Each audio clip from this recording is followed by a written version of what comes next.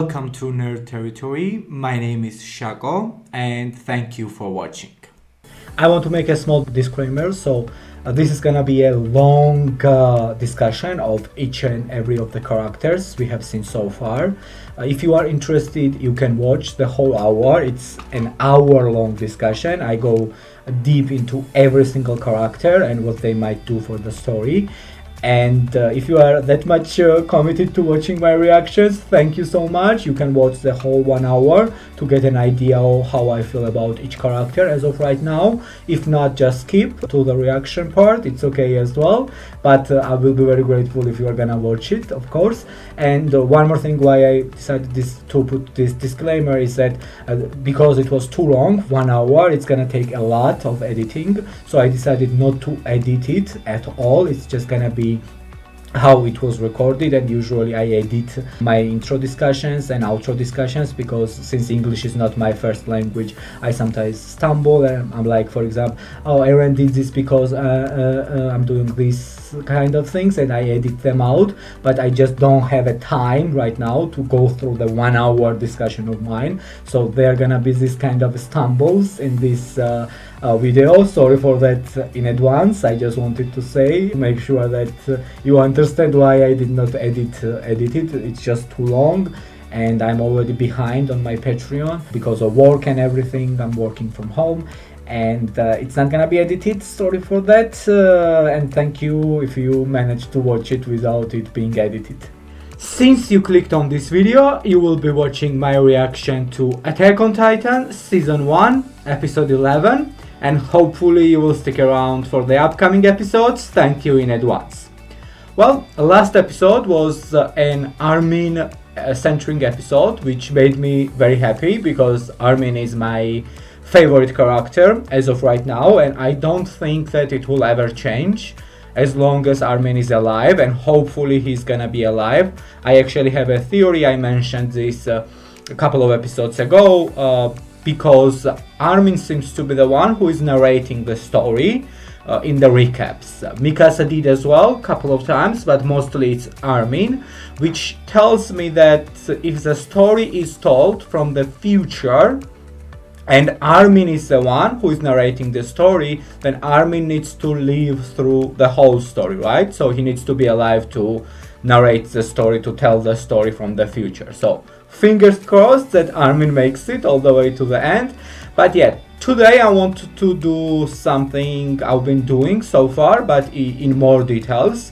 So I want to start with Armin and then pick on each character and talk about their story arcs so far in 10th episode, and to try and predict where their story is going, if they are gonna be important for the story overall, etc, etc, how much I like them, etc, etc, basically. Of course, I'm gonna start with Armin. Armin has had an amazing story arc so far during these 10 episodes, which started from episode 1, and it just shows how good this story is, this show is, Attack on Titan, and how well thought out everything seems so far. This mystery that we have, it's so intriguing. I cannot wait to understand what's in this basement and what's going on. How, like, is Colossal Titan human being as well? How this transformation happens? What is this injection that Eren's dad gave Eren? And they're like, what are Titans at all? Are all the Titans humans? Because Eren seems to come out from the spot that is Titan's weak spot. But then also we've seen some Servicor go out there. We already saw this. Just a moment, sorry. Commander Erwin and Captain Levi, I think is the correct pronunciation of his name. And we've seen them go out, we've seen them do quite a good job. This Levi guy seems a beast, and the others as well. This a little bit crazy girl who was excited to see the Titans with glasses on. She also seems very skillful. So I'm assuming they've been going out a lot, right? So they've been killing some Titans. So I cannot see how they are not able to catch this, that if all the Titans are humans, then they would be able to see it, right? When they would kill the Titan, because especially this Titan body disintegrates, or how it's, I cannot pronounce that word, basically rots very quickly. Like this steam comes out, and just in a minute the Titan body is gone, as I noticed. So they would be able to see, right? Also, by cutting these weak spots, they would be able to see if there is someone inside, and if they have not, which I'm sure they would tell us, right? If they have, then it means that maybe not all the Titans are human beings, but at least obviously Eren's Titan, and I think 100% or most, okay, no, I cannot say 100%, but 99% I'm sure Colossal is also a human being. So there is this whole story about Titans, about humanity, and how things are still bad within the walls, and how people behave, how corrupt government is. So there is so many layers, and there are the story's characters that are written so freaking well from the moment they are introduced to us up until this moment so far. I hope this is how it's gonna continue. But yeah, Armin, for example, let's start remembering the first time we met Armin. It was episode 1, and it's this scene that these bullies are pegging him down, beating him, calling him heretic because he mentions he wants to go and see outside world because of this and that. We never see that scene, but I mean, I'm assuming because they were calling him heretic, and then later in the conversation Armin mentioned himself that he said he wanted to go outside, and that's why they started to beat him. And instead of Armin physically fighting back, when he's down, he just looks up and tells them this one sentence which summarizes, just sums up who Armin is as a character. And it was done just in one sentence, in one scene, like what, 30 seconds? Not even 30 seconds scene. Armin, I'm not quoting, I cannot quote exactly how he said, but basically what he said was that why would I get violent, physical with you? I am providing my point, I'm saying my opinion, and instead of arguing with me back with your arguments, with your opinions, you become violent, you become physical, and this already proves my point that I'm right. So why would I even bother to become physical with you guys? I already won, or something like this. This was such a smart ass answer. You directly understand that Armin maybe is not physically that strong, or maybe does not have an aggressive bone in his body, but he is very smart, and he's emotionally very intelligent. He's able to say something like this even in the situation where he is getting beaten, and most people would just be afraid to even speak up or would beg for the other people to stop, but he's not afraid. So like how Armin is so brave, like Armin has this insecurity about himself that he's not brave, that he's weak and he's scared all the time, but despite, like, that's a definition of bravery. You would not be called brave if you are doing something you are not afraid of. Then it's not brave, then it's just something you are doing that is in your natural element. But when you are afraid of something and you are still doing it, that's a definition of true bravery. Armin is the bravest character so far for me. I don't even call Eren brave, because Eren just has a screw loose, and he I think is not afraid of anything when he gets angry, especially. So I would not call Eren brave at all, or Mikasa, because Mikasa is insanely powerful and she does everything she does with confidence. So Armin, out of three of them, is the bravest person for me, because he has all of these fears, he has all of these disadvantages when it comes to his physical strengths, and he still gets up and keeps going and does shit when it's required to do. That's a true definition of bravery for me.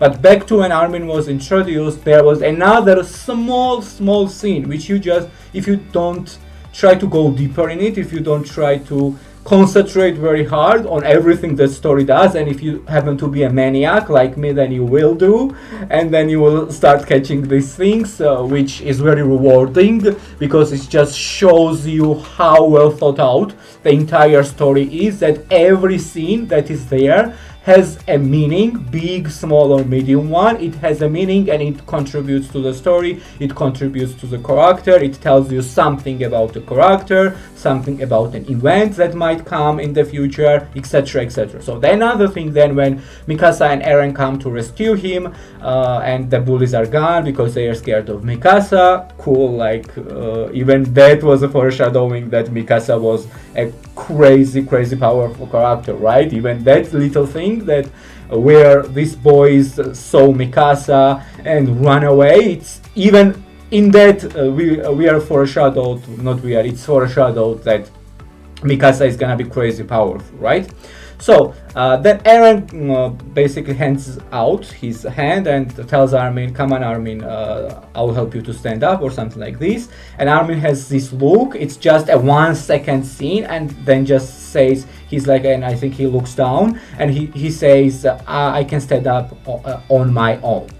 And I was like, oh, this is a strange thing. Even when I was watching the first time, I remember I was like, oh, this is a strange thing to say, like, take your friend's hand, he's obviously just helping you to stand up. But then when I thought about it, when I saw more of Armin's character, it's just such a smart thing to include in the story, and of course this is intentional. You are not gonna write this exact sentence and this exact scene without meaning something, right? It means that Armin has this insecurity towards himself.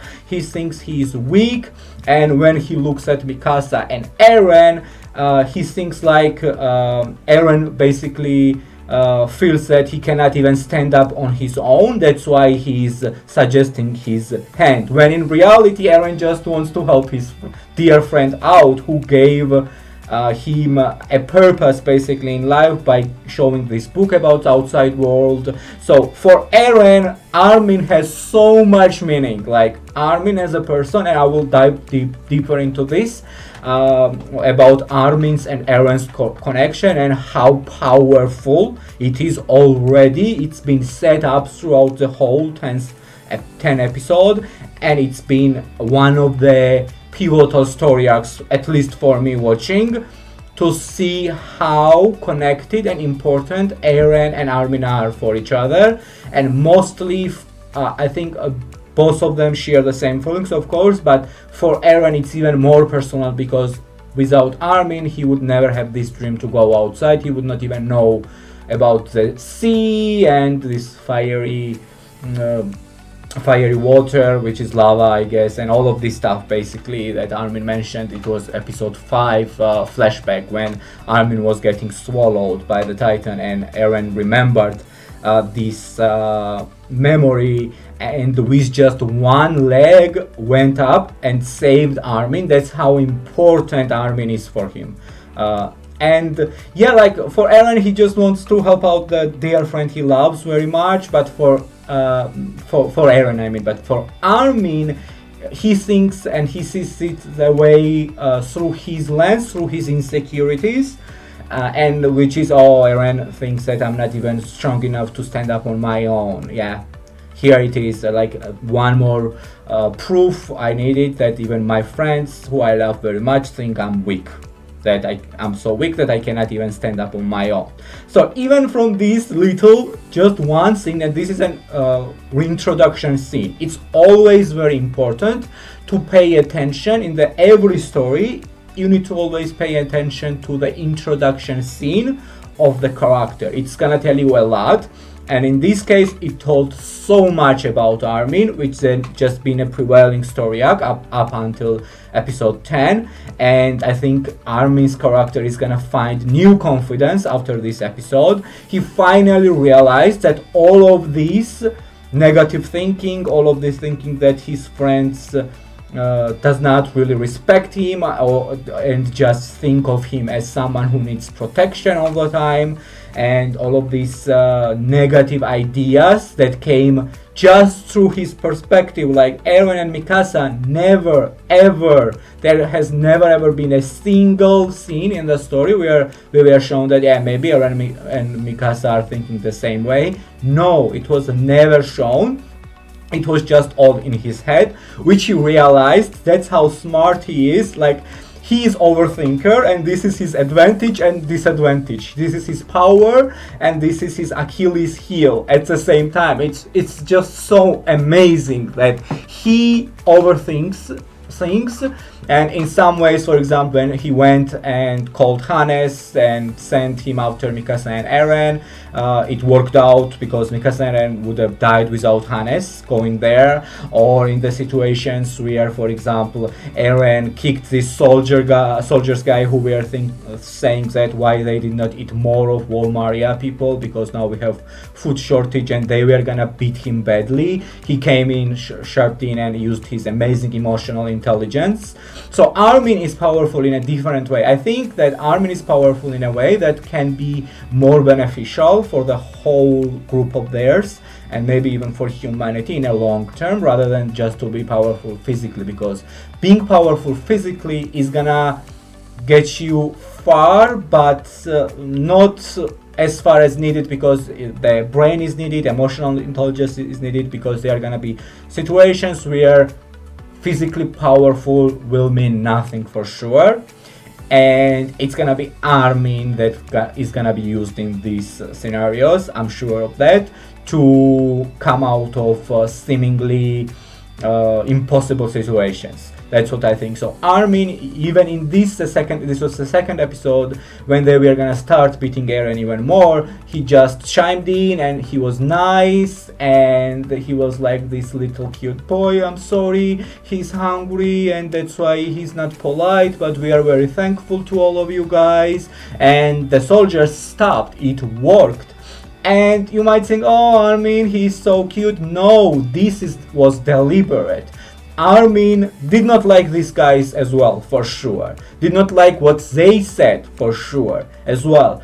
But he has a self-control enough, like he controls his emotions good enough to be able to understand that right now we don't have any means to fight these guys. We are just small children and they are a lot bigger and stronger than us, and they are just gonna beat Eren down and probably injure him in some way, shape or form. So he went in and did what was necessary, what was required. And he was fake, and it was not something of being cute or nice. It was deliberate. He knew exactly what he was doing, like he knew exactly what he was doing when he went out there and tried to convince everyone that Eren could have been the asset for them, the Titan Eren. And most of them believed it was this Mueller guy, I think Mueller was his name, that was just cuckoo for cuckoo puts, and he was just overcome with fear and with the fear of change or any new things, and that's why he was not able to fully convince everyone. But then he gave enough time for Commander Pixies, which is I like this guy very much. I'm waiting for many good things to come from this guy, and hopefully that will be the case. But yeah, then Commander Pixies arrived and stopped them, and Commander Pixies seems like he's quite smart. He analyzes things, and yeah, basically Armin saved them in the last episode. So now Armin is gonna have a newfound confidence for sure. His story arc has been amazing so far, but it was about overcoming his fears, his insecurities. I would not say that these are all gone. You cannot just like this get rid of all of your insecurities. They have a tendency to come up time after time, but then when you reach to this point that Armin reached, then you are better equipped to deal with these insecurities and fears and become a better and better person, basically, despite of your insecurities. So yeah, Armin for right now is my favorite character. I just love him so much. I am an overthinker as well, so I kind of understand Armin's way of thinking and how Armin feels and why he feels the way he feels. I've been like that most of my life. It's been quite recently since I figured some shit out about myself. So Armin just resonates with me so much. That's why he will stay as my favorite character as long as he's alive. And God forbid that he's gonna die. I would just die with him. I swear, like I just feel obsessed with Armin right now. Second character who I want to talk about is obviously Eren. Eren's story arc has been quite simple, if you ask me. Yes, we've seen some growth moments in his story, for example, when fighting with Jean and analyzing, oh, I used to be like this. It's like 50-50 growth because I feel like he's still like this, and it was proven in episode 5 when he saw Thomas die and charged off, and basically everybody else had to go after him, and then everybody else died. So yeah, like Eren is showing some growth, but he is still having these anger issues. He's still first act then think type of a person, and I admire this about him. Not necessarily my type of a character, but it's something about Eren that I just love. So far, like Eren's character has been developed in more mysterious way. The interesting thing about Eren's character right now is his family, namely his dad, and what's going on in this basement, how he's able to transform into this Titan. I mean, we know, but exactly what was this injection and what's gonna be in that basement, etc., etc., where he's dead. So this is the main point of Eren's character right now for me. And when it comes to the development, I don't really see the much character development. I see Eren as the same guy more or less that we saw in the first episode. Mikasa had an amazing run of the episodes for like time when Eren was supposedly dead, when I thought that first he was gonna come back, then I thought, okay, I think Mikasa is gonna take over and Eren is not coming, and then he came back. Yeah, like it's your guys' fault, because there were so many comments, rip Eren, and then also this story was showing me so much of Mikasa that I was like, okay, maybe my theory is just bonkers and Eren is not coming back, and then I gave up on the theory and then he came back. But yeah, Mikasa had amazing run of episodes when Eren was out of the picture. And when Eren came back into the picture, she just went back to what I call her two-dimensional self, but the development is still there. We already saw that there is so much more about Mikasa than just this Brawn, who is incredibly physically strong and can take care of any Titan and any human being whatsoever. Like it was mentioned, I think it was 9th or 10th episode, that she's worth 100 soldiers. Can you imagine to be worth of 100 other soldiers? Like it means that she can defeat 100 other soldiers at the same time.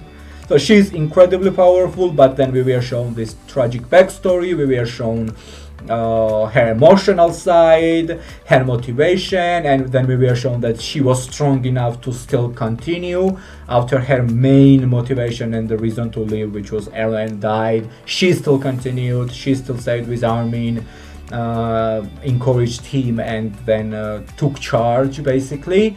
But then Eren came back, and now it seems like she's back to her old self, which is all about Eren. Nothing can ever happen to Eren, which I understand to a degree. This is how it needs to be. They are like a family for me. Armin, Mikasa, and Eren, they are not friends or anything. They are family for me. Like they are basically part of one family. And yeah, you of course need to show as much care and support for your family as possible, like she does to Eren, but it oftentimes is shown to be very unhealthy. Her kind of an obsession, I would not even say obsession, it I would not even say kind of, it's an obsession that she has towards Eren, to just protect Eren, and there is nothing else. It feels like not everything else is blank. Just protect Eren and that's it, my life mission. So this kind of ticks me off a little bit about Mikasa's character, and I feel like this is also very deliberate. This is showing that yeah, physically Mikasa is amazing. She has zero flaws whatsoever, like it was mentioned, physically and in mind as well. She is very smart as well. But her flow is this unhealthy obsession towards Eren, which obviously is gonna be explored more and more in the story, I'm sure. And we need to come to a point where Mikasa needs to realize that she needs to put herself first, and only by putting herself first, she's going to be able to healthily care for others, for Eren or others. I mean, I don't get so interactions of Mikasa to other characters to a degree that I was so happy when I was finally seeing her interact with all the cadets after she found out Eren died, and interact with Armin, holding his hand and telling him, Armin, stand up, even though she just got a shock news that Eren died, she still found strength in herself to help out Armin to calm down a little bit and to stand up and keep going. And then she was like, Armin, I'm not gonna leave you here. And then she was encouraging Armin, have more confidence in yourself, your way of thinking and your plans have helped me and Eren a lot, and etc, etc. So seeing Mikasa and Armin's relationship more developed, the more interactions between two of them just melted my heart, because I was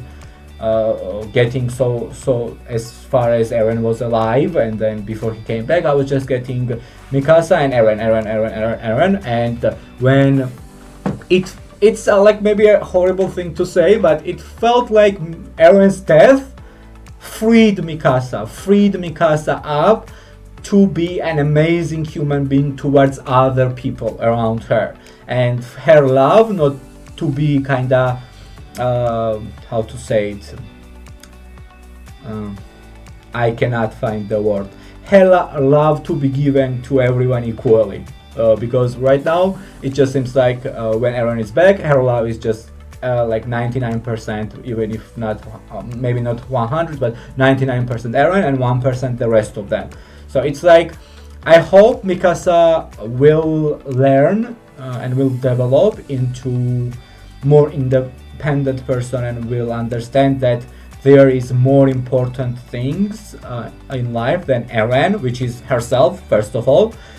And when she is gonna truly learn to love herself and respect herself, and think of herself as the most important thing in the world, then she is gonna truly be able to love Eren and care for her in a way that is not obsessive, basically. Okay, next character I want to talk about is Jean. Jean has been a delight to watch. I never in a million years would have guessed that Jean's character was going to be this interesting, this important. It's already, we are in 10th episode in, and it feels like Jean is gonna have a huge impact on the story. Just the way and the attention this guy got during these past episodes, when Eren was also supposedly dead, especially during those episodes, it just tells me that Jean is a character to look out for. I feel like I'm gonna get a lot from Jean. We got introduced to him in a third episode. It seemed like he was gonna be just this jerk guy who was gonna be a rival or antagonistic towards Eren, and he wanted to go to this military police and was making fun of Eren for wanting to go to Servicor, was saying that he was just pretending, etc, etc. So he came off as very assholey, basically an asshole that just thinks about themselves and nobody else. And then also there was this scene where he hit Marco, and I was like, you don't hit Marco, because if you've been watching as of right now my reactions, you then know that Marco is one of my favorites. I just love the guy, and lately he has been getting so much more screen time and development as well that I'm so happy about. We will get to Marco as well, but yeah, he hit Marco when Marco was saying, oh, I made top 10 and I'm so happy to join military police and serve the king. And he was like, oh, come on, stop this facade, you know you want to join military police because you want soft life within the innermost wall, basically. And just nothing from Marco's body language or from his intonation was really saying that he was saying this putting up the facade that he wants to serve the king. He really meant it, and it just showed me that this is we as human beings, all of us, we only see people what we see in ourselves. We don't really see people as they truly are. We see the reflections of ourselves, and most of the times we don't realize this. This is happening unconsciously. So if someone triggers us, it's not really them triggering us, it's us triggering us, but we then take this out on other people, and that's how we live in a shitty world. In a way, but also a beautiful one. So yeah, like I think this was just Jean reflecting on his own insecurities, on his own flaws, on these characters towards Eren, towards Marco, and he was thinking that they were fake in a way or something like this. I think Jean was actually seeing himself as being fake, as being incorrect, so he was just basically reflecting this and throwing this not towards himself but towards other people. So I was like, oh, I don't like this guy that much. Hopefully we are not gonna see much of him. But yeah, then episode, I think it was 5, when Eren gave him this huge speech when he was breaking down, like he was very angry. Why could not this wait one more day, so I would have been already gone to military police. Poor guy. And then Eren gave him this whole speech, and instead of saying anything, it actually got through to him in some way, shape or form. Of course he played like it did not, and then he just continued, and we did not see him at all. I think in 5th and 6th episodes. I don't remember if I saw him. And then he came back in 7th episode, and from there on out it just became Mikasa show here and then Jean show here. Like it was back and forth between Mikasa and Jean, but I think Jean was getting as much screen time as Mikasa was at that time, and I was like, okay, what's going on here? We got this self-reflection, these insecurities came up, and he was like, how can I basically hold a power or a position of responsibility? I did not even stop my comrades, my friends from dying, blah blah blah. So this just goes to show you that he feels in his way that he's being fake, that he plays confident, that he can do it, he can become military police, have the power of responsibility, because military police, I think, already means you have some power of responsibility, because you are kind of a police within the wall and making sure the law is followed by every citizen, right? So this just came up in him, and then he was still able to overcome, and he was still able to say, you know what, let's get to safety and then I can think about this. And he led everyone, and most of the people still survived with just a very little amount of the gas. And then that's when Marco came in, and I think that Marcos and Jean's characters are very, very interconnected, as much as Armin and Eren are interconnected, Mikasa and Eren are interconnected, and then three of them, Armin, Mikasa and Eren, are interconnected. Like their stories cannot go on without each other. The same way Marco and Jean are very connected with each other. I feel like their stories cannot go without each other. They both are going, in my mind, this is my prediction, in military police, and we are gonna see Marco and Jean from there. And also this will be a new way of story to take us to military police and show us what's going on there as well. So yeah, then Marco came in and encouraged him. Then there was this whole plan, and after that Jean told him, don't say that I'm capable to be a leader, and Marco again encouraged him, just the perfect way he needed to. He did not need to hear, oh no, you are, and you are this, and oh my god, Jean. Marco mentioned his disadvantages and flaws as well, and told him that because of these flaws actually you are able to be a good leader. So it was just an amazing interaction between both of them. And then Marco was not there, but Jean was there, and so Eren came out, and now he's by far now he's one of the few people from the cadets who knows, alongside with Rainer, Annie, and this guy's name, it's like Bert Old. But you know what? I'm gonna call him Bert. Bert. I'm gonna call him Bert. This will be a cute little baby name for him, and it will be much easier for me to pronounce. So yeah, so Jean, Annie, Rainer, and Bert now are only four people from their classmates who know about Eren as of right now. So yeah, so far Jean's story has been one of my favorites, to be honest. After Armin's story arc is first, and then Jean's story arc is the second. For me, it's just how we saw in these 2 episodes this character to bloom and get so much content.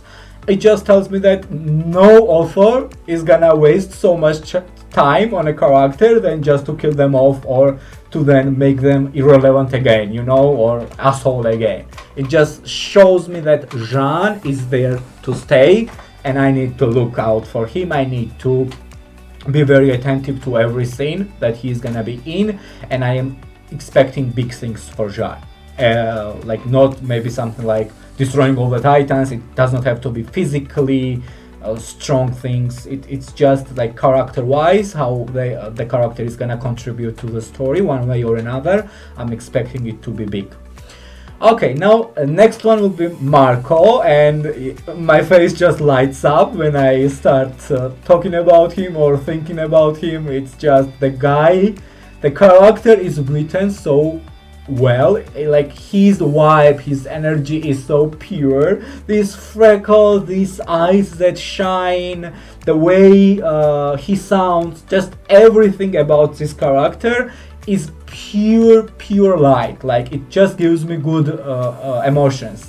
Every time I see him on my screen, I'm like, Marco, you know, it's like, how can you, it's such a gift to be able to write characters who give you so many different emotions, and so far all of these characters are giving me different emotions when they are on screen and when they are in action, whether physically or just with their words. It's just all the time I'm getting different sets of emotions from every single character that is in the show so far.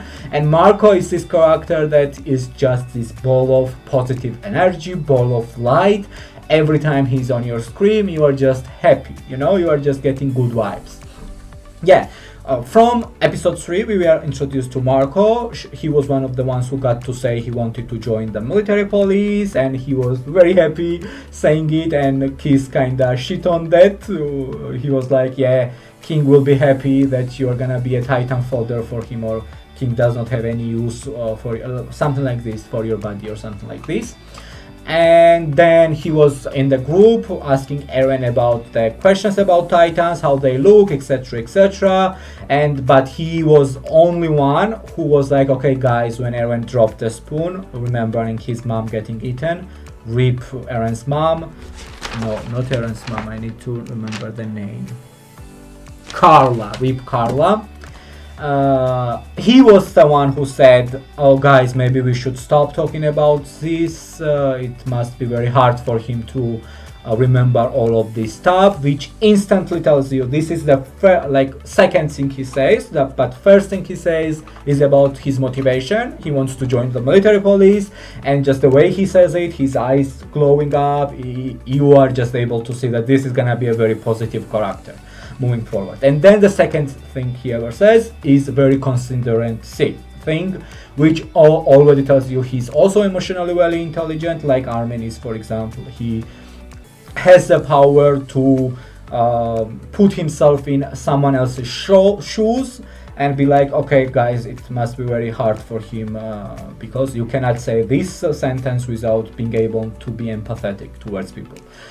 And then in fourth episode we are shown that he made top 10, and this scene with him and Jean where he's like, oh man, I cannot wait to serve the king, and Jean slaps him and I got very upset. Then episode 5 we did not see him. I think episode 6 we did not see him, and then from episode 7 alongside with Jean we see a lot of him.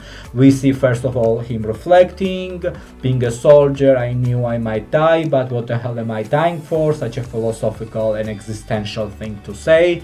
And then basically he's the one encouraging Jean, telling him that dude, you got this, basically. And it was so amazing for Jean's character to have someone like Marco. It just shows how considerate, how emotionally intelligent he is as well, and how just positive effect he has around his classmates. And then I think in episode it was 9 or 10th episode where this guy, I wrote down his name, this guy has been seen as well. He was seen in episode 3rd, 4th and 5th. He was the one who was throwing up, and Krista, right, blonde girl, yeah, Krista was comforting him. Yeah, Daz was trying to kill himself, and he basically stopped him. No one else was paying attention, and he was the only person who was there to help out the comrade in need. In this case, it was not something like a danger from Titan, it was simply the mental situation his comrade was in, that he needed to save him from himself, basically. And he was there, he did not hesitate whatsoever. He was trying to give him arguments why it's not okay to kill himself, and was basically even got physical with him when he did not get through just words. So far as well, Marco is getting more and more, which tells me that he's gonna be important character for the story in some shape, way or form. He's gonna have an impact on the story as well, so I have my eyes out for Marco as well. I'm gonna pay attention to everything he has as well, to just understand where his story might be going, because also you don't give this much to a character if they are not gonna impact the story in some way, shape or form. But of course he still seems like he's less developed than Jean, for example, but he still is up there for me. He's up there with Sasha, he's up there with Reiner maybe, but Reiner has not been getting much, which is like, I'm like, what's going on there? Because the 3rd and 4th episode was a lot from Reiner. We got a lot from Reiner, and it just set up this character who I thought was gonna be very important, and now he's just in the silent mode. Basically the character is not getting much. He's still shown time after time, we still check in with him to make sure that we don't forget the character. So it still tells me that there is some story there. Reiner needs to play some part in the story, but maybe it's not right now, maybe it's gonna be later on, and that's why we just keep checking back with him, so when the time comes for his character to shine, we know who this character is and we have not forgotten about him. But yeah, that was all about Marco. Now Sasha kinda has the same type of a vibe as Marco has, very positive. She's very pure, very instinctive character, so every time she's on my screen as well, I'm just getting positive vibes, but it's more towards funny side, while Marco makes my heart melt, and Sasha makes my heart melt as well, but in a funny way. Like she just makes me laugh a lot, and obviously it's very good for your health and for your positive energy to laugh a lot. So yeah, like Sasha also has a very good place in my heart. The first time we saw her, it was already comedic. She was eating this potato, and she was so naive, just so straightforward. I don't understand why you are asking me why people eat potatoes. What's the problem? I wanted to eat before it's gone cold, because it would be a waste, and I gave the shelter to it in my stomach or something like that. It was just an amazing scene. From that point on, I just knew I was gonna be obsessed with this girl, and till this day I just love her. But what I love about this character, it's not just about comedic relief. She's not just there to provide comedic relief, which would be just one-dimensional. She is three-dimensional because yes, she is this quirky, funny, obsessed with food. What's the story there as well? Why is she so obsessed with food? Are we gonna get the story there as well? Because it just feels like this is unhealthy. Like, yeah, it's funny, but it's very unhealthy to be obsessed with food like that. So maybe and hopefully we are gonna get the story behind that, why she is the way she is towards food. But other than that, we are shown that she's very instinctive, she's very reactive. Like, she saved Samuel from dropping down and dying just like this, when everybody else was like, oh my god, colossal titan, what's going on? She like did this amazing move. She like basically ran down on the wall, made a spin and saved Samuel just like this, made like a split-second decision, which shows you, I think it was mentioned in the episode 3rd, that she's from a hunting village, and I guess she's maybe a hunter if she's from the hunting village. Of course, if you are a hunter, you need to have good instincts, right? So it just goes to show that when something sudden happens, Sasha is gonna be always very reactive. She's not gonna get confused and stumble up. She's gonna be very reactive. She's gonna react and act immediately. So it's very good to have a comrade like that is not gonna get confused suddenly out of some kind of a development that was not foreseen, basically. Also, she's shown to be a quite good leader, if you ask me, in a way that she was never demotivated by this idea of getting eaten because their gas was running out. She still stood up, she held her head up, and she was trying to encourage her comrades. Come on guys, I'll take the lead, follow me, we can do this. So this tells me that Sasha is not all about being funny and giving you some laughs in this dire situation. Her character is gonna be more than that, so that's very good.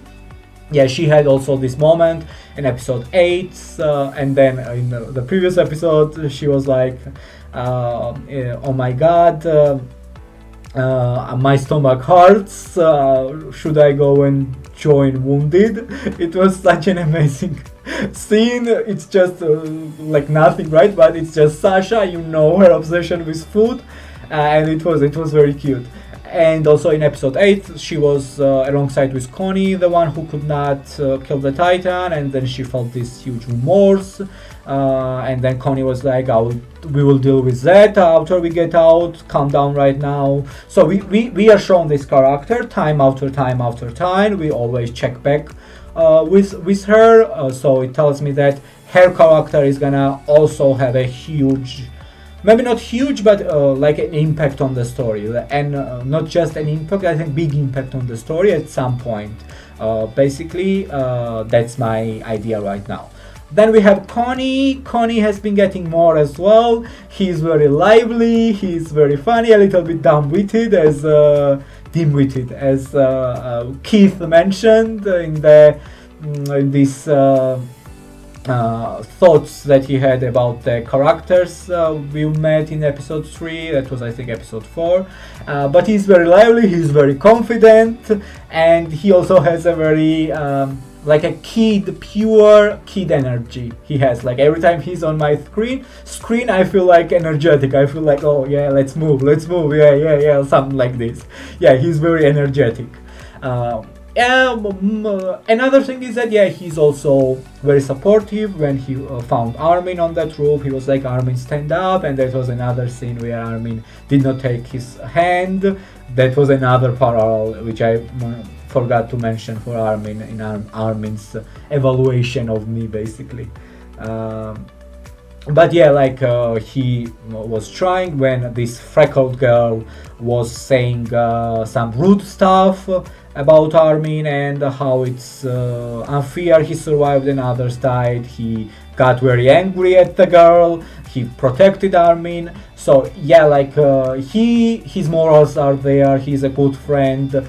He also went after Mikasa when Mikasa's gas ran out and she dropped down. Yeah, he seems like maybe he's not gonna have that much of an impact on the story throughout the whole story as a character. And Connie kinda, unfortunately, like it kills me to say this, but he feels like a character that is maybe gonna be sacrificed by the author to just show this seriousness of some situation, and to then help other characters who love Connie and who are around him to develop more by his death. He just right now seems this type of a character.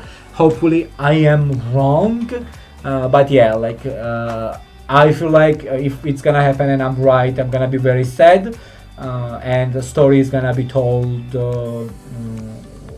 it's gonna be very tragic, and the story is gonna get a tragic turn basically.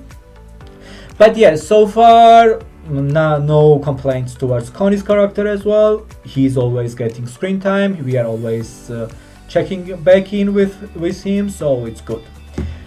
Who else? Yeah, then I'm gonna talk about Reiner now. Reiner, I said already a little things about Reiner. Reiner, still I'm holding out hope that Reiner's character is gonna be quite important at some point for the story. Maybe it's gonna be one story arc where he will just shine, and then maybe we'll go back to more passive character, and then we'll come up and shine again, and then we'll go back, because it feels like that's the story right now. He came up in third and fourth episode and had this massive presence about him.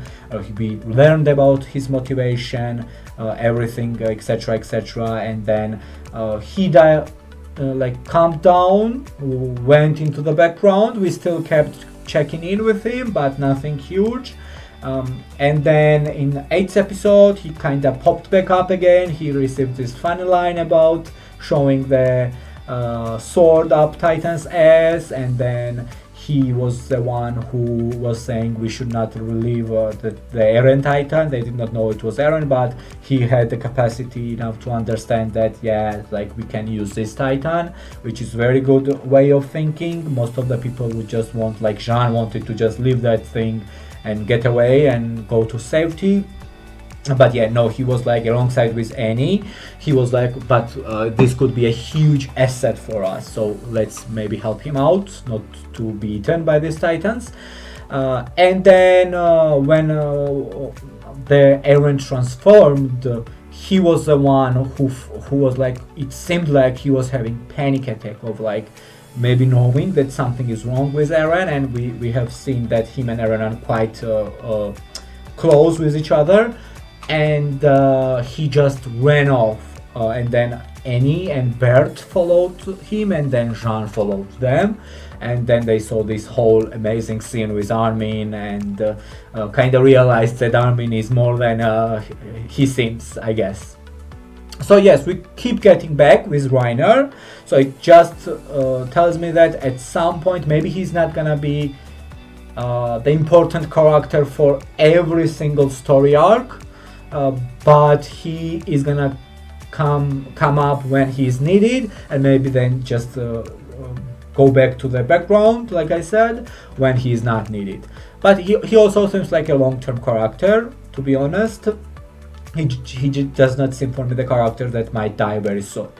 Then Annie also seems the same type of a character that Reiner does, and we also know a lot about Annie, so I'm not gonna discuss much about like Annie, because I kind of feel like her and Reiner are on the same levels as the characters. I feel like Annie is gonna pop back up when she is needed, and then just go to the background when she's not needed, but she also feels like she's gonna be a long-term character. We have like she's an amazing fighter with this martial arts. She has an amazing points about the government and how the system is ran. There is some kind of a story for sure there about her father, because just the way it was focused on, I feel like we might, when she will come back up as the important character for the story, I feel like we might get back, the flashback of her and her father maybe, and what's going on there. So yeah, for Annie as well, I have hopes that she is still relevant, and at some point we are gonna see more of her. Then there is Bird. Bird just has a very small presence when it comes to her character. I don't have much hopes for Bird's character, to be honest.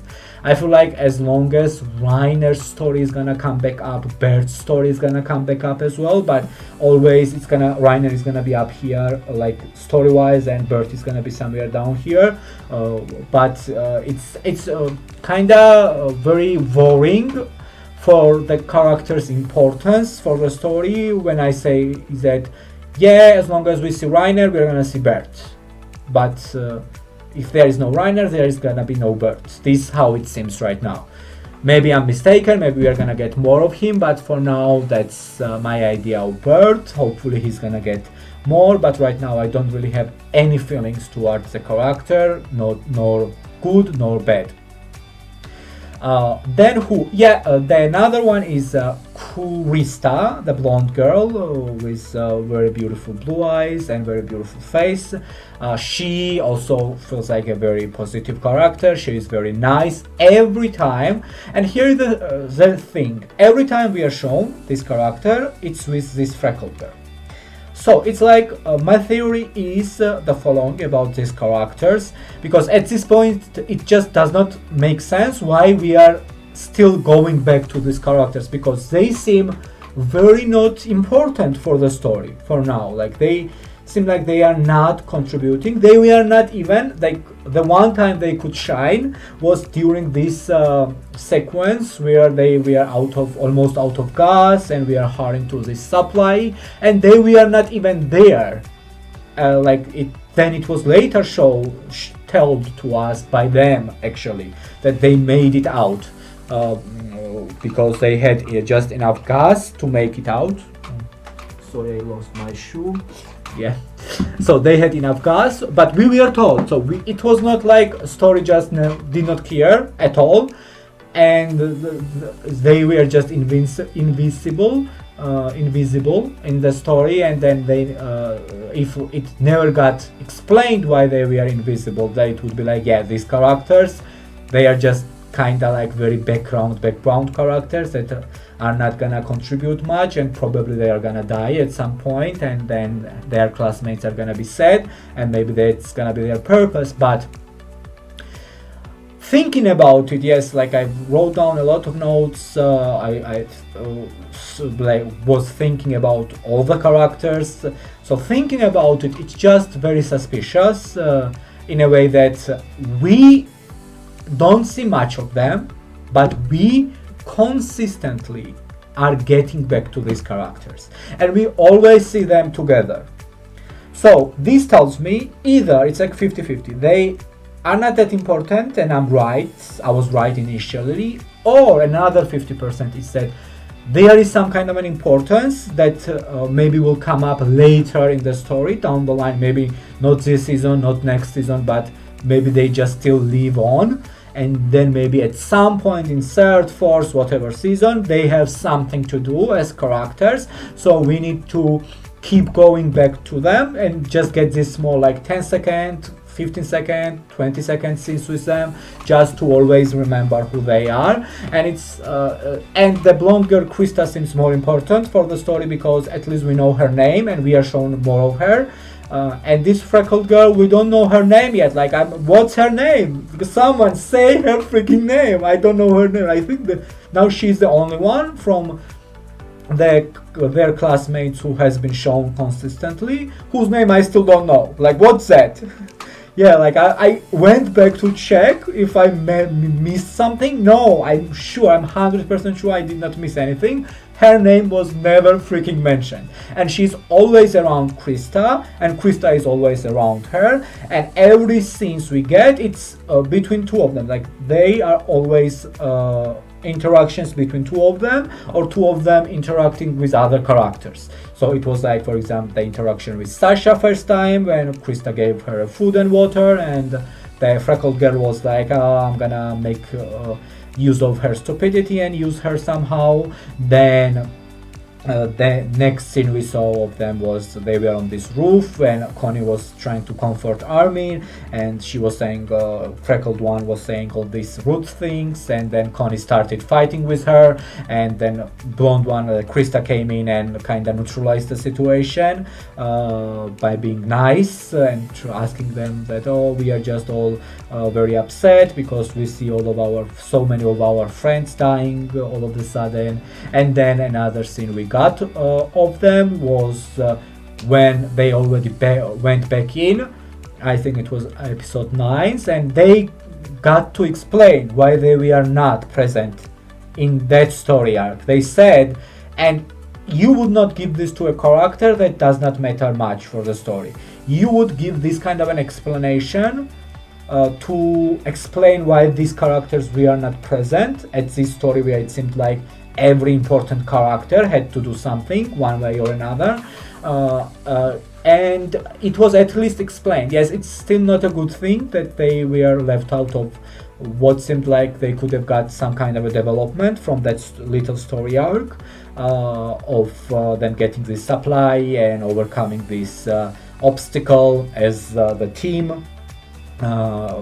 And yeah, it would seem like if you are gonna make these characters important at some point, and if you're gonna use them at some point or another, then it's like, yeah, let's put them there as well, give them some content, maybe not a big one, but little content as well, like everybody else got. But no. And then I was like, okay, they're done, they're not gonna be important, maybe I should not pay attention to them. And then we came back and we saw this scene where they explained why they were not in that story. Basically, that was an explanation for the viewers that, for me, told me that, yeah, they were not there, but don't lose hope for these characters, because I still took time to explain why they were not there, which was that they had enough gas to retreat when the bell was rang for the retreat. And they got to explain it, and then they got to ask about their classmates, who made it, who did not make it.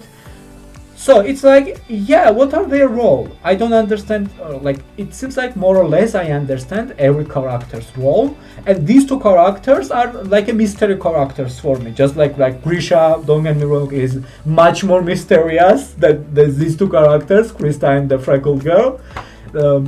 Mostly the mystery for me about these two characters is that why are they there? What they are gonna do? Like, why the hell are they there? What's their purpose?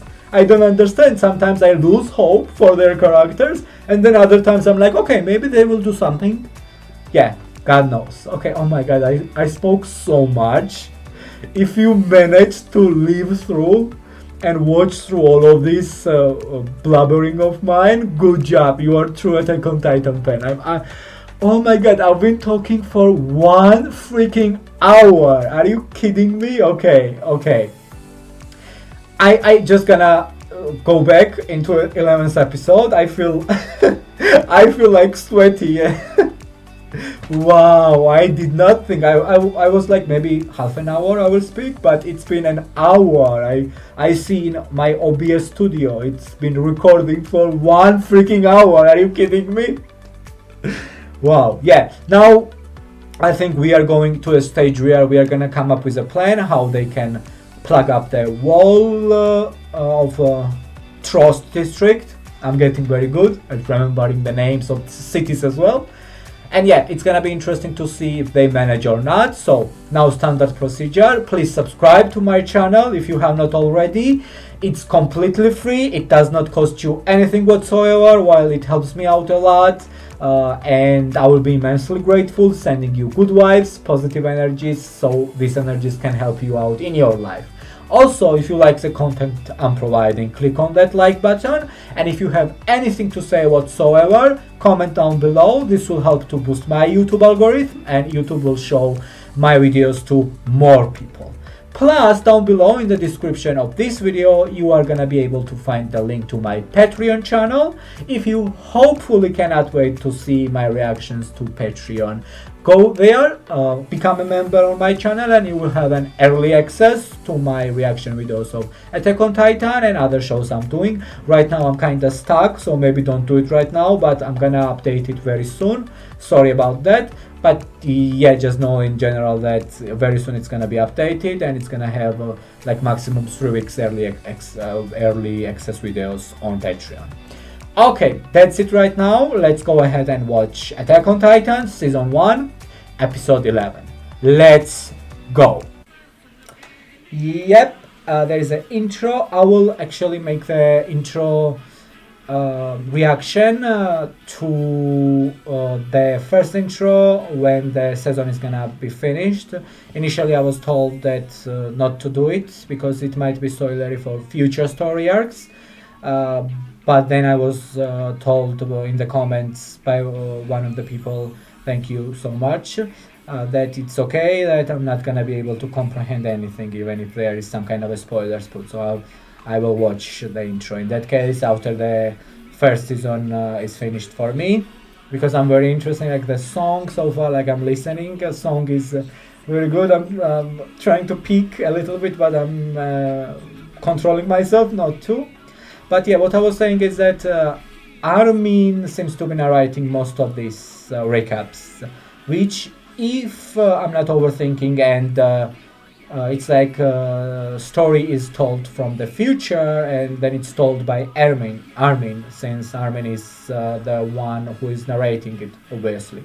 So it makes me hopeful that Armin, my boy, will live the whole story, and hopefully he's gonna have a happy ending or something like that, because I just love Armin so much. He's like my favorite right now. So I think it's finished. Let's the struggle for Trost part 7. Idol.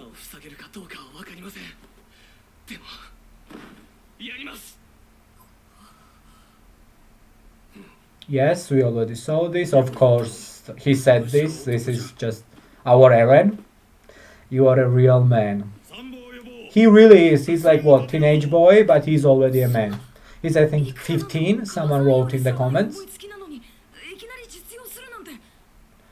Oh, Armin, have confidence.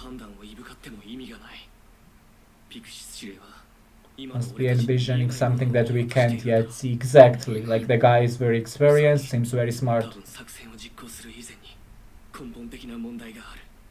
Oh, what issue?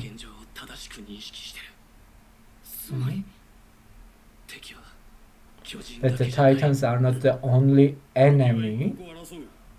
Oh.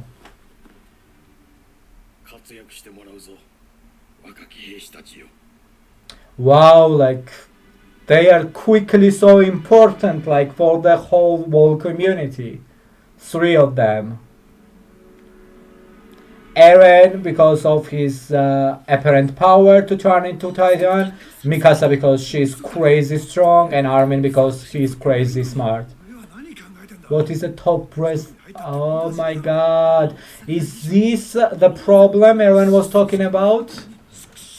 Soldiers are very discouraged. Back into that hell again. This is the... No, oh my god, this is... Suddenly we are getting this guy. Taz, yeah. He's been present since episode 3. To be had or gained by the pointless act of mass suicide. Wow. It's within my authority to execute you on the spot, you know? It's 100 times better than getting eaten. Oh my god, and Marco again ended up with this guy to just calm him down. Oh, hi Jean. And Bert was there as well. I wish I could choose how I die. Wow, this is also quite a theme in Jujutsu Kaisen I'm watching right now for the main character Yuji. Make sorts. Wow. I will use the commotion to get out of here. This is bad. Guys, this is bad. They're gonna break through this wall anyway. So do that they will not break through. Fight. So your daughter can actually have long life. Yeah. So humans are supposed that someone back then said that if a powerful enemy that was not human ever appeared, humanity would likely cease its fighting. That's just a myth. That's just a wishful thinking. Humans are not, unfortunately, devised that way. Ha ha ha! Eren he has such a mood. You have a twisted mind just like me. I would hardly say that we have come together. It's so good that author is recognizing this and going this way rather than having humans versus titans and that just one-dimensional story. It's more than that. It's humans who are against each other that makes this story more three-dimensional and more interesting to watch. Oh my god! Oh, exactly! Yeah, Hannes. It's always good to see Hannes. Why is he? Oh, Hannes is now seeing Eren by someone that is important and he's next to him.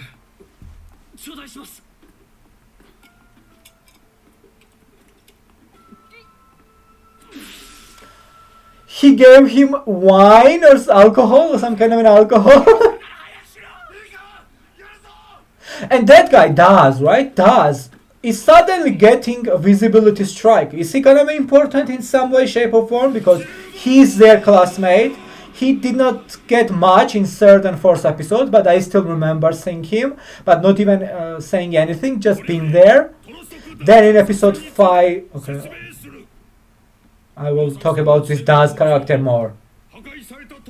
To seal the hole. Yeah. This is Armin's plan.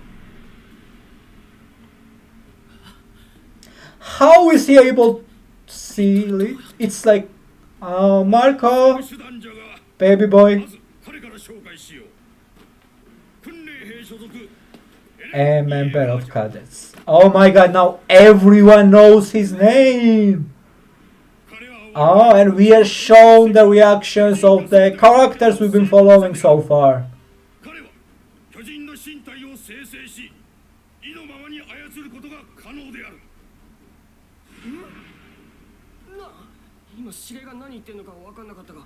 Oh, Connie! Connie! And the freckled girl appeared again. It's so smart what he did, Pixies. He was like to, I guess, neutralize the fear of the unknown. That how can Eren... Wow! He said something like this was the top secret government experiment, which is clearly a lie, but it's such a good lie. It neutralizes the distrust towards Eren in people. Because, okay, if he's a government experiment, we can trust him, right? It's not something like... Wow, Armin is coming up with another amazing idea. Are you freaking kidding me? Armin, you are amazing. So a small squad of elite soldiers would need to go and protect him. But the most of the Titans would be redirected towards this mass amount of the people that would be up in the walls. Can pick up the rock and seal. Yeah, but so far your assumptions has been good, Armin. Misgivings about sending so many people to their death. But they are not being sent, they are just up at the wall.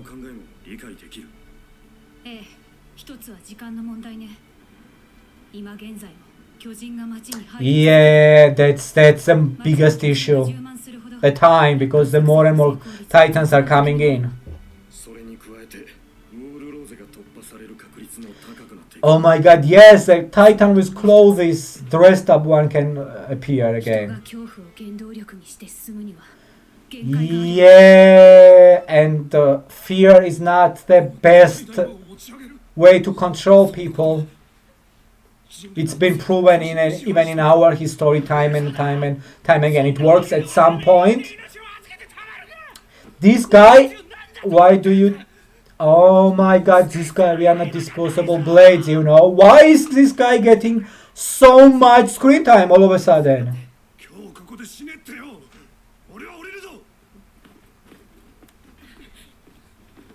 No way, guys. It said that, I think one of the commanders said that desertion is, yes, punished by execution.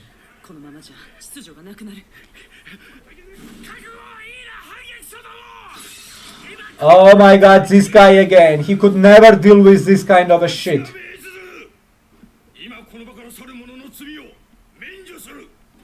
What? Pixies? No! Terror once before can never face them again, okay? Anyone who has already experienced their horror may live. And those who want their family and loved ones... Sasha is not living to experience the same horror. May live as well. Wow, I see you. I see you, dot pixies. Ah, you stopped. Yes, you fight for your daughter. Exactly. Turn around. Good. Pixies, you are a psychologist, aren't you?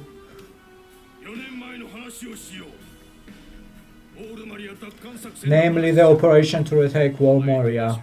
I'm sure none of this needs saying. Calling it a recovery operation gave it a dispose of unemployed masses that the government could not support. He just said the reason no one has spoken about it is because an army's grandpa died because of that. That's why he decided to join cadets. Wow, he's allowed to say all of this? He's not gonna have problems from higher ups? Yes. Simply because all Maria citizens we are in the minority. But what about now?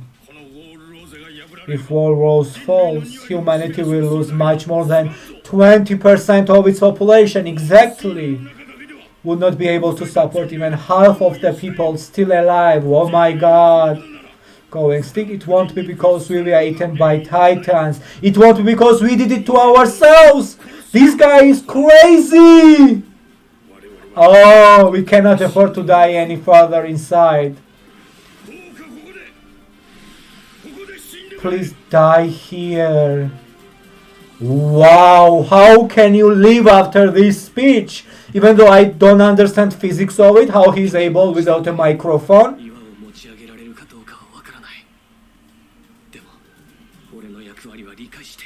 Yeah, it's to give hope first of all.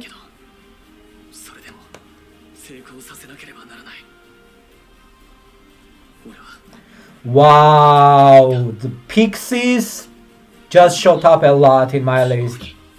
Exactly, as everyone's hope. Wow, Pixies, guys, he just manipulated the shit out of the crowd, but it's a good manipulation. So it's this case, it was very needed.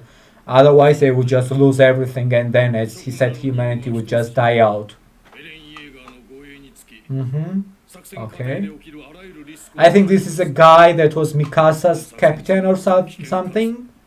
That was asking to Mikasa what happened to you, and that girl as well we saw next to that crazy guy with glasses girl.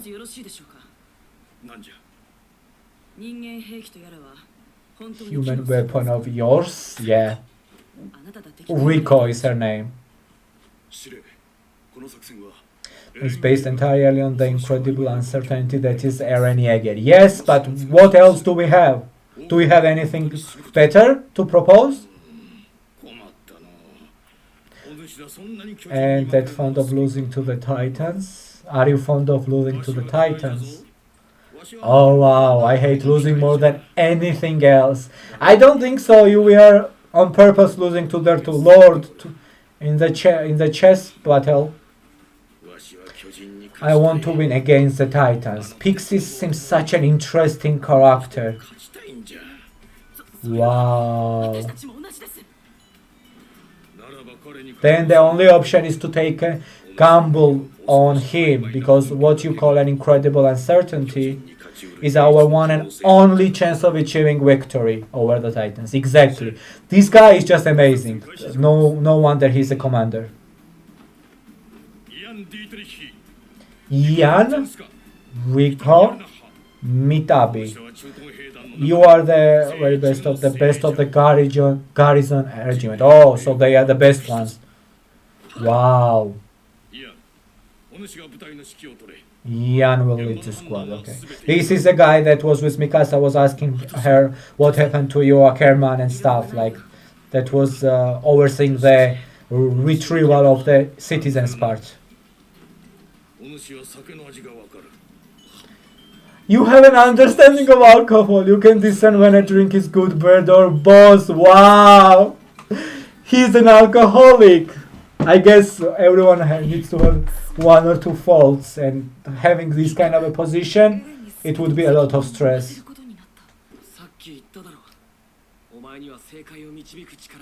Yes, Armin. Start believing in yourself more, as much as Mikasa and Eren believe in you. Decoy. Why? No, Mikasa needs to be out there.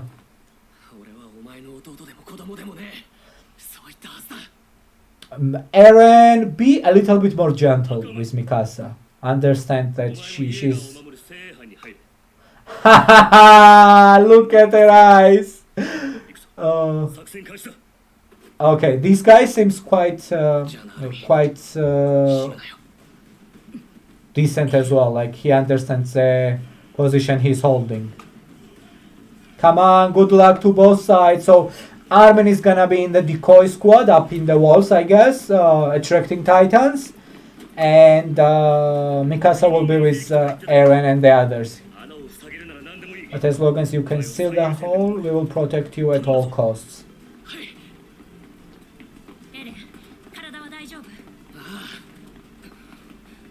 Eren, are you alright? Oh my god, she's like a mother to him. Quit playing House Jäger. That's in the hands of cuddled blood like you. Come on, what's thank you, whatever is your name, I forgot. I will write down.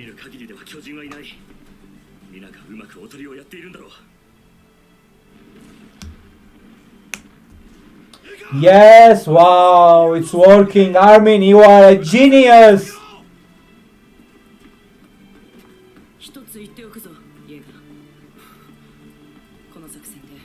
A few soldiers will likely die during this operation, yeah. Unfortunately. All for you. No, it's our colleagues, our senior. Okay. But it's not just for him, it's for the humanity.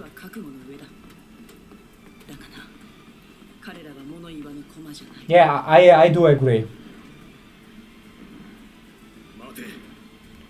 Steady, okay, guys. Maybe. Oh, hi Sasha, and this guy Daz is there as well. So he worked on some courage. Good job, Daz.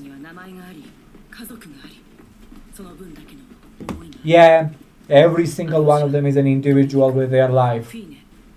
I think this is a good point to make to him. Yeah.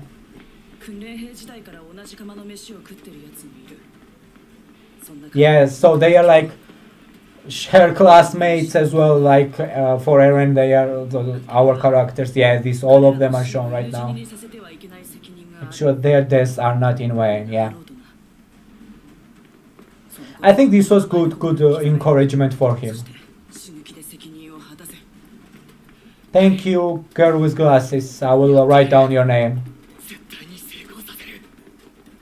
Yeah, this was just the motivation he needed. He already was motivated enough, but this was good, this speech.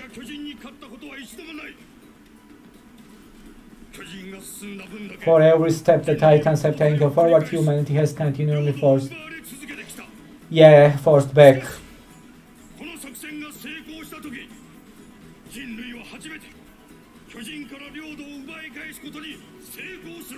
It should succeed, right? Like, this should be our first win. I feel like it will succeed. It will be. I have a faith that it will be. Oh, what is this? It's some kind of a smoke gun? Green smoke shell sighted. Oh wow, this is how they signal each other. They obviously don't have phones or radios or something.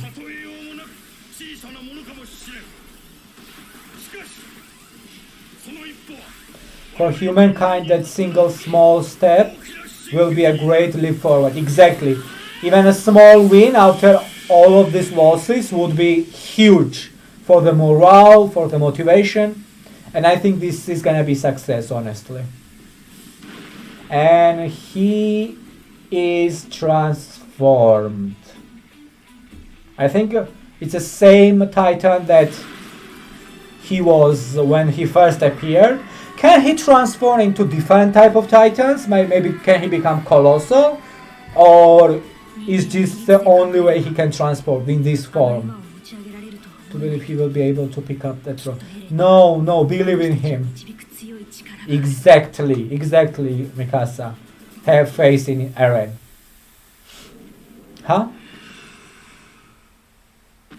Oh, he looks so creepy.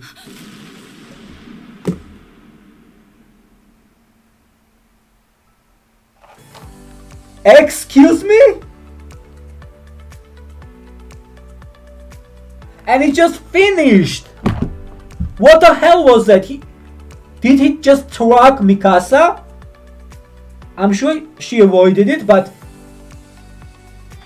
wait a second. What the hell? I was like, oh, I'm so hopeful this will work. And he just turned around and struck Mikasa. This show never ceases to amaze me and surprise me and leave my jaw open. Like, what the hell, dude? I was like, yay, this will work. Humanity's first win. I got trolled badly. Okay, I will digest this and I will come back for the outro discussion, the thoughts of this episode. Alright, I'm back to discuss this episode. It was another shocker. I guess I have to stop being so surprised. I was like, yay, let's go win, let's go plug this wall. And bam, Eren just turned around and struck Mikasa. What the hell? Like, what the hell is that about? Yeah, before we dive in all of that, this episode 10 out of 10 again. Like, I don't think I'm gonna give anything other than 10 out of 10 to any of the Attack on Titan episodes. Hopefully that's the case. Hopefully there will not be a point where I'm gonna be like, oh, I don't like where story is going. But yeah, right now it's amazing so far. An MVP of this episode. He already got this MVP in the previous episode, but Armin just had that too much of a big episode for me to give it to any other character. But in this episode, it's still between Armin and Pixis, but I'm gonna give it to Pixis. With his speech, he just got the MVP. He basically erased the fear in people, and they turned around, and now they are fighting even this what seems to be a very scared, not very brave guy who is Daz. And we will talk about Daz. I wrote down in the note Daz and question marks. Why is this character all of a sudden popping up on my screen and is having quite a lot of screen time? And also now I'm remembering all other stuff, all previous stops, all previous scenes I've seen him. So I'm like, oh, what's going on with this character? Like, is there gonna be something he's gonna do for the story as well? I'm looking at you, Daz. And yeah, I wrote down the names. So the main leader of this rescue team will be Yen. Then there is this girl who gave Eren an amazing speech. If you ask me, this is just what Eren needed for the motivation, but I guess it was not enough because he turned around and struck Mikasa.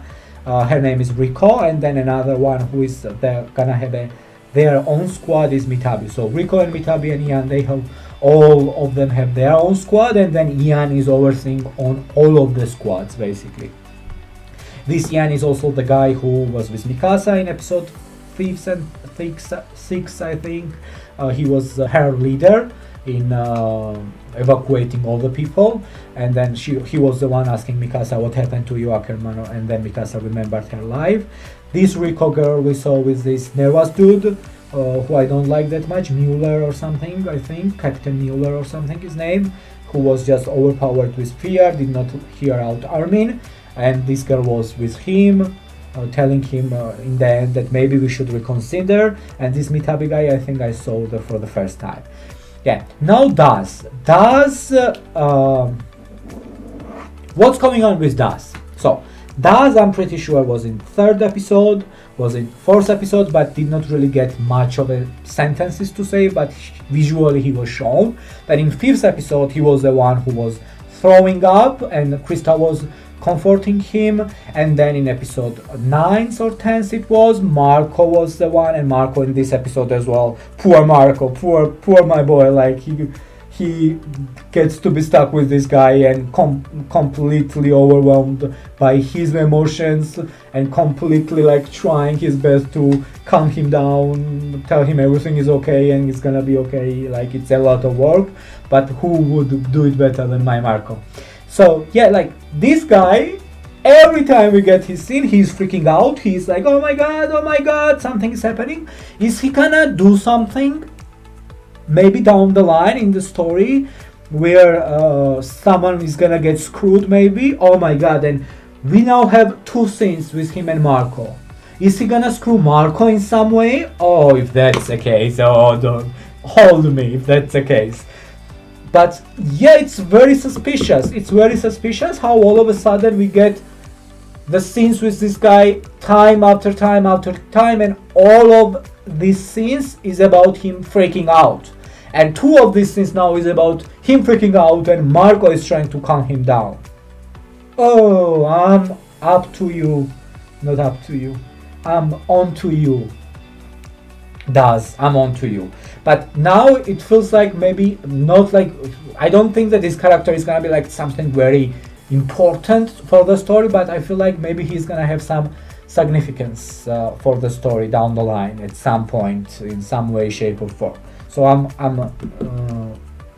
looking out for Daz's character as well now. Okay, I think that's it. I just don't understand. Is every time Eren transforms, maybe he loses a little bit control of himself? Are actually Titans people who had Titan powers to transform, and every time they've been transforming, they've been losing just part of themselves, and now they are just these mindless Titans? Is this what's happening? I feel like now just suddenly I just spoke and this idea was born. I don't even think I thought about this before. Oh my god, that would make so much sense, guys. Okay, hear me out. So, imagine that every Titan that we've seen so far, the mindless ones, are humans as well, human-based, but they are not smart, seem intelligent like Eren's Titan seems or Colossal seems, because there is a double-edged sword to this power, and maybe it's that every time you transform, you lose a little bit of your humanity, and after some time of transformations, you just completely become Titan, and maybe you are not able to transform back into human again, and maybe that's why you come out from this freaking spot when you still have an ability to transform back and forth, like Eren does, from this weak spot of the Titan, and then when it's finally done, you just stay in a Titan form forever and become this mindless killing machine. Oh my god, I feel like I'm correct. Or if this is correct, if I guessed it correctly, and this seems so smart of me. Like, good job. If this is correct, like, good job to me. I will be very proud. But okay, this is another theory of mine. So, first theory is that Colossal Titan is human being. It has not been proved or disproved yet. And now this is my second theory. Let's see if both of them will be proved. Then you can actually say that I'm the best reactor Attack on Titan has ever seen on the YouTube channel. Okay, and give me some credit. Give me some subscribes. Okay, I'm gonna finish. I need to go directly watch episode 12. Today I plan to watch up to episode 17 actually, so it's gonna be a long day. Don't mind me if I am looking a little bit dazed after some time, after maybe in about episode 14, 15, maybe I'm looking like something like this, I don't know. But yeah, like we will see each other next week probably if you see this on YouTube. But I'm directly going watching episode 12. Bye for now. Thank you for watching. Subscribe if you have not already. And have a nice day.